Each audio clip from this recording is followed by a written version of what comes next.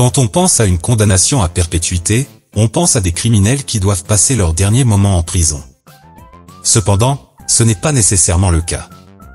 Voici quelques criminels qui ont survécu à leur séjour entre les quatre murs et qui ont dû rejoindre une vie très différente de celle à laquelle ils étaient si habitués. Inscris-toi si tu ne voulais pas d'une telle vie et, sans plus attendre, que le spectacle commence. Joseph Ligon. Connu comme le prisonnier américain le plus ancien, condamné à la prison à vie alors qu'il était mineur, Joe Ligon a malheureusement été condamné pour un crime alors qu'il n'avait que 15 ans. Le 20 février 1953, à Philadelphie, Ligon s'est trouvé au mauvais endroit au mauvais moment. Il était avec un groupe d'adolescents qui ont commis une série de vols pour acheter de l'alcool, qui ont fait plusieurs morts.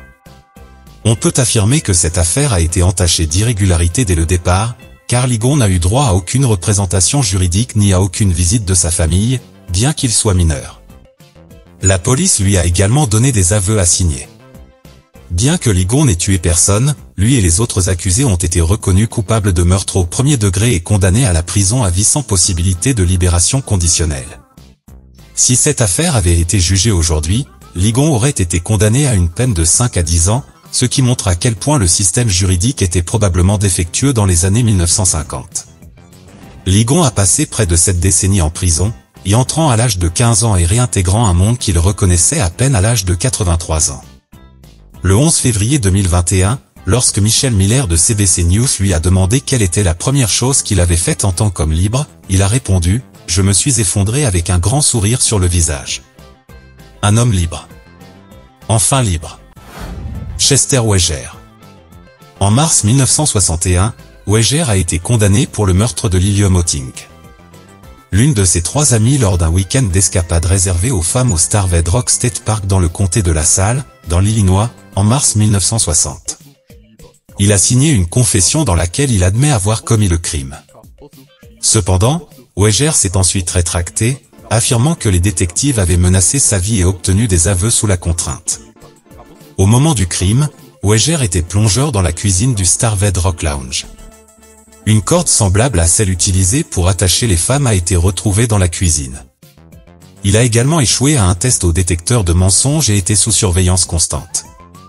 Bien que Weger ait constamment clamé son innocence, le 3 mars 1961, le jury a rendu un verdict de culpabilité et l'a condamné à la prison à vie.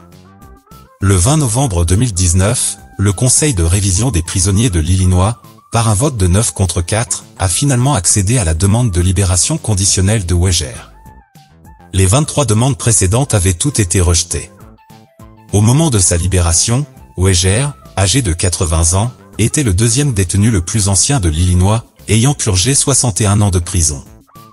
2 ans après sa libération, le 1er août 2022, des preuves de l'affaire de Starved Rock ont été envoyées au laboratoire.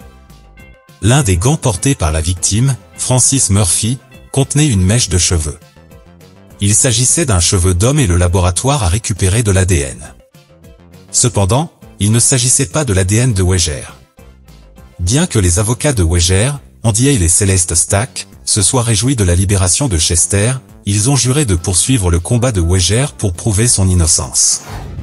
Henry Montgomery. En 1963, Henry Montgomery, 17 ans, est accusé d'avoir tiré sur un shérif adjoint blanc de East Baton Rouge. Plus de 60 hommes noirs ont été arrêtés à la suite de cette fusillade, et des brûlages de croix ont été signalés dans les jours qui ont précédé le procès. Montgomery a été jugé et reconnu coupable du crime et a automatiquement reçu sa peine. En 1966, Montgomery a été rappelé au motif que l'atmosphère entourant le procès lui avait porté préjudice et empêché un procès équitable. Sa peine a été modifiée et il a été condamné à la prison à vie sans possibilité de libération conditionnelle.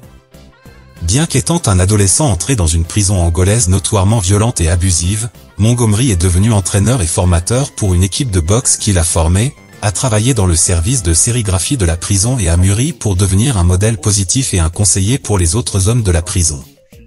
En 2012, la Cour suprême a statué dans l'affaire Miller Alabama que les peines obligatoires de perpétuité sans libération conditionnelle imposées aux mineurs sont inconstitutionnelles. Montgomery a déposé une requête pour contester sa condamnation en vertu de l'arrêt Miller, mais elle a été rejetée. Montgomery a fait appel et, en 2016, la Cour suprême a statué dans son cas que tous les États devaient mettre en œuvre l'interdiction annoncée dans Miller. Par conséquent, Montgomery a été condamné à nouveau à la prison à vie avec possibilité de libération conditionnelle suite à la décision de la Cour, mais la Commission des libérations conditionnelles lui a refusé la libération en 2018 et 2019.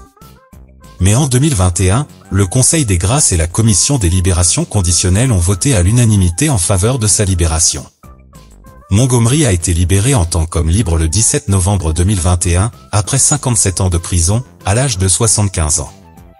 Le cas de Montgomery a eu un tel impact aujourd'hui que 31 États et le District de Columbia interdisent les peines de prison à vie sans libération conditionnelle pour les mineurs ou non-personnes qui purgent une telle peine. Gloria Williams. En 1971, Gloria Williams, âgée de 25 ans, a été arrêtée en Louisiane après avoir tenté, avec 2 autres personnes, de cambrioler une épicerie à l'aide d'un pistolet jouet qu'elle avait pris à son fils. Au cours d'une lutte avec le propriétaire du magasin, Butch Coutrera, la complice de Williams, une jeune fille de 16 ans, a tué Coutrera. 9 mois plus tard, tous les 3 ont été condamnés à la prison à vie sans possibilité de libération conditionnelle. Pendant son incarcération, Williams a transformé sa vie, en participant au ministère pénitentiaire et au programme des Grandes Sœurs, dans le cadre duquel des détenus de longue date servent de mentor à des femmes nouvellement arrivées. En juillet 2019, Williams s'est présenté devant le Conseil des grâces et des libérations conditionnelles de Louisiane, dans l'espoir de devenir éligible à la libération conditionnelle. À ce moment-là, Williams était la seule à être encore incarcérée.